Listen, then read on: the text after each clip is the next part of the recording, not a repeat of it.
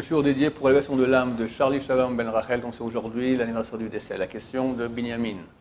Je voulais savoir, c'est marqué qu'il faut servir Hachem dans la simcha. Dans la joie. Dans la joie, voilà. Il y a des gens qui sont plus sujets à vivre joyeusement. Tous les jours, voilà, joyeusement. Il y en a, c'est plus difficile. Ouais. C'est une très bonne question. Donc, comment servir Dieu dans la joie? C'est vrai qu'il y a une très grande importance à cela dans les malédictions de Kitavo qu'on lit au mois d'août. 98 malédictions terribles. Au mieux, c'est planter une seule phrase. Au milieu de malédiction, tu as une seule phrase qui dit Tachat asher la vatat Hashem lokcha besimcha merov kol. Parce que tu n'as pas servi l'Éternel ton Dieu dans la joie, tellement tu avais tout ce qu'il fallait. 98 malédictions terribles, donc ça veut dire que c'est super important. Dieu veut une histoire d'amour avec nous. Le roi Salomon dans Shir Hashirim, les sages d'Israël dans les Midrashim, le Rambam, tous disent qu'on compare l'amour qu'il y a entre le peuple d'Israël et Dieu comme l'amour qu'il y a entre un homme et une femme. Imagine que tu te maries et tu fais ce que tu dois faire à la maison. Tu dis un mot gentil à ta femme, tu achètes des fleurs avant Shabbat, tout ça tu fais sans aucune joie. Ça te casse les pieds. Mais tu fais ce qu'il faut faire. Qu'est-ce que va dire ta femme? Elle dit, prends tes fleurs et repars chez ta mère, d'accord? Qu'est-ce que... C'est pas une corvée. Bon, ça c'est l'idéal. On est bien loin de cela. Mais en tout cas, c'est le but. Maintenant, il est vrai que la situation est très difficile. J'ai encore dit hier soir, je crois, à ma femme, qu'elle couche beaucoup de gens, d'accord? Elle se rend compte qu'actuellement, il y a encore beaucoup plus de malheurs, de difficultés. Moi aussi, de mon côté aussi. Moi, je dis, j'ai l'impression qu'on est maintenant dans la machine à laver. Tu vois, le type dedans en train de tourner dans tous les sens, d'accord? Je crois qu'Hachem, il veut amener Mashiach, il a mis tout le monde dans une grosse machine à laver, et Matou va mettre encore ça tourne lentement, à la fin, c'est... Tu sais, chez Mishmor. Il faut rester joyeux malgré tout, c'est pas facile, hein? On encaisse sans cesse, bam, tar, de tous les côtés. Restez joyeux, c'est pas facile, c'est extrêmement difficile, mais c'est le travail que Dieu nous demande, et il se fait beaucoup avec la raison. C'est-à-dire qu'objectivement, si on comprend que Dieu est là et qu'il nous aime, et Dieu nous aime plus que tout, et pas comme un être humain qui nous aime. Dieu, donc c'est infini. Comme dit, je crois que c'est le Chavot Halot, il dit comme ça. Il dit, il y a quelqu'un qui t'adore, et il ne peut pas t'aider. Et tu as besoin d'argent. Tu as besoin d'urgence de 100 000 euros. Ton père, il t'adore. S'il avait l'argent, il te le donnait sur place. Il n'a pas un penny. Son voisin, c'est Bill Gates. Il a plein d'argent. Pour lui, 100 000 euros, c'est rien. Mais tu ne connais pas. Il n'a pas envie de t'aider. Dieu, il t'aime plus que ton père, plus que tout le monde. Et il peut plus que tout le monde. Bill Gates à côté de lui, on n'en parle même pas. Pas du B de Bill, d'accord? On s'en fout complètement. Ah, de quoi tu te soucies? Et de quoi se soucier? Si Hachem s'occupe de moi, ne m'a pas oublié, et quelqu'un comme toi, Binyamin, qui revient à l'Yeshiva, qui vient de l'enfer dans lequel il était, tu reviens en terre d'Israël, tu te rapproches de la Torah, combien t'es aimé de Dieu?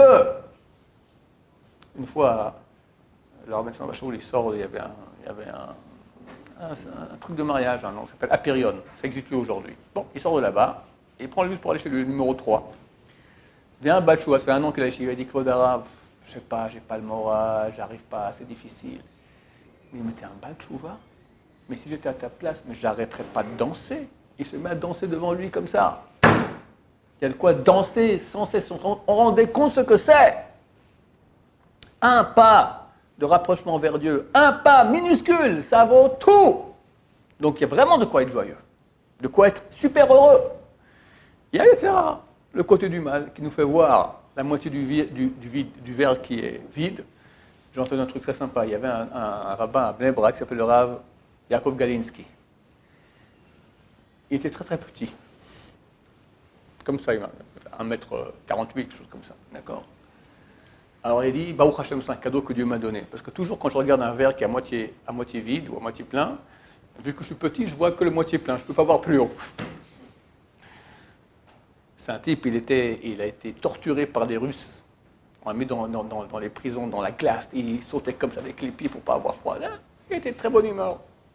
Très, très gentil, très bonne humeur, très, très, très grand blagueur, très grand.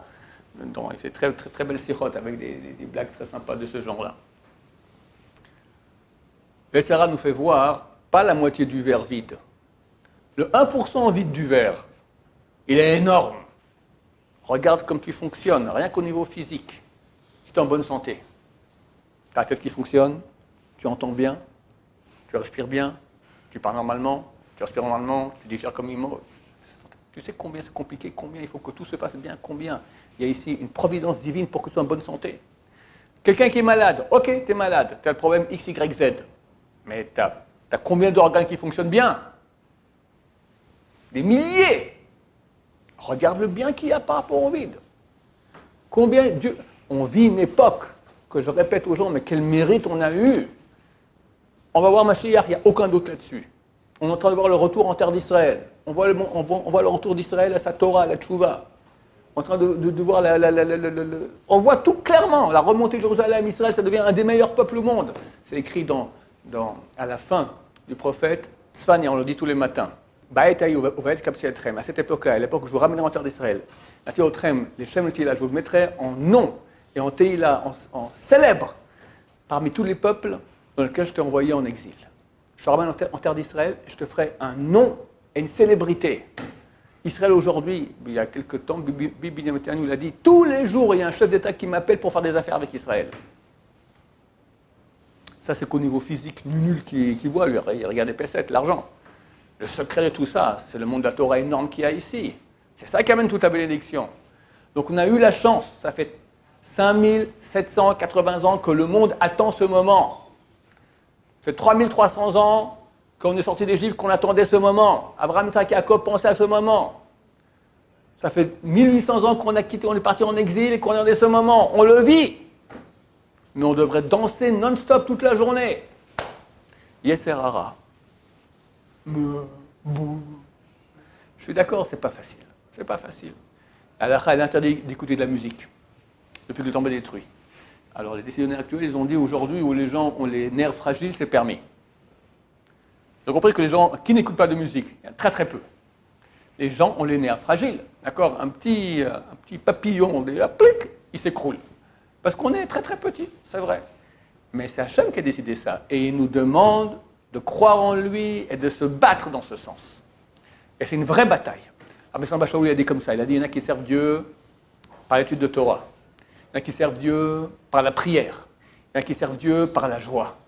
Et il est le plus dur des trois, par la joie. Et combien il se battait. Sa femme était malade, lui était malade. Une fois, je me souviens, on avait une amie à ma femme qui venait le voir, on était présents, elle avait bientôt 40 ans, 45, je ne sais plus, elle ne va pas se marier, elle pleurait. Il lui a fait un grand sourire. Regarde ma tête, regarde comme je suis heureux. Quand tu es malheureuse, pense à ma tête comme ça en train de s'ouvrir, tu seras heureuse. Et combien il y avait des malheurs? Combien il y avait de malheurs? Le monde entier, tous les malheurs du monde. Il n'y a pas un organe qui fonctionnait bien chez lui. Lui pouvait vraiment dire, il y a des problèmes. Et il avait un sourire de bonheur extraordinaire, un amour de Dieu. Bon, c'est un travail, c'est un grand travail, mais il a dit, c'est pas facile. Servir Dieu dans la joie, c'est une avoda, c'est un servir. Comment tu as dit la question? C'est marqué qu'il faut servir Dieu. Ça veut dire avoda. C'est avoda, c'est un travail. Il faut travailler Dieu dans la joie. C'est un travail. Alors comment on le fait? Il faut raisonner le cœur. Le cœur, il part dans des délires d'angoisse, de tristesse, d'inquiétude, qu'est-ce que j'en sais? Des bêtises. Parce que rationnellement, regarde, en fin de compte, ça va, c'est pas trop mal. Tu veux paradis sur terre, tu l'auras bientôt, attends que ma chère vienne. Il faut bien payer un petit quelque chose pour ça, d'accord? Mais en fin de compte, ça va. C'est pas terrible, Il y en a qui ont des situations bien plus dures que ce que nous on vit. Bon, et même ceux qui ont ces situations, alors ils doivent comprendre que tout provient de Dieu et rien n'est pour le mal. On souffre, c'est difficile, mais un jour c'est marqué Azima Esrokpino. Alors un jour notre bouche sera remplie de rire. Quand on comprendra que tous les malheurs qu'on a eus, c'était en fait que du bien, notre bouche va se remplir de rire. Ah, la chimiothérapie, quel bonheur. Le divorce virulent, tragique, quel bonheur. Un parent qui est décédé d'un accident de voiture subitement déchire un petit morceau, quel bonheur. On peut dire ça aujourd'hui, c'est terrible. Mais c'est écrit, c'est-à-dire qu'on va comprendre le sens des choses. On ne comprend pas. Et c'est impossible que de Dieu vienne une chose qui est mauvaise. Pour nous, c'est mauvais à nos yeux parce qu'on ne comprend pas, on voit que la semelle de l'image réelle. Mais si on voyait la réalité telle qu'elle est. Alors c'est marqué qu'aujourd'hui, quand il y a un malheur, on est barreau d'Ayan Haemet. Béni soit le juge de vérité. Et quand on a une chose bien qui est arrivée, on fait la bracha à Tov HaMetiv. Le bon et qui fait le bien. C'est marqué à Olam Haba, il n'y aura que Tov HaMetiv. Parce qu'on comprendra qu'il n'y a pas de mal en soi. D'abord, il n'y aura plus de mal. Et même le mal qu'il y avait, on comprendra que c'est tout pour du bien. Alors maintenant, dans l'ignorance, parce qu'on ne voit pas ça, mais c'est un travail de foi, de croire vraiment que Dieu est là, nous protège et nous aide et nous aime. Et quand on verbalise cela sans cesse, on le redit, Dieu il m'aime, Dieu s'occupe de moi, donc j'ai toutes les raisons d'être en joie, il peut et il veut. Donc de quoi je m'inquiète? Si on répète ça sans cesse... Bien de se le rappeler, même si au début on ne croit pas 200%. Oui, bien sûr, on appelle ça de l'autosuggestion, parce qu'en plus c'est vrai. Alors c'est nous qui sommes les menteurs, alors il faut dire au menteur, le menteur c'est le cœur, d'accord? Lui, menteur. Je te dis la vérité maintenant. Baruch Adonai, Amen, Amen.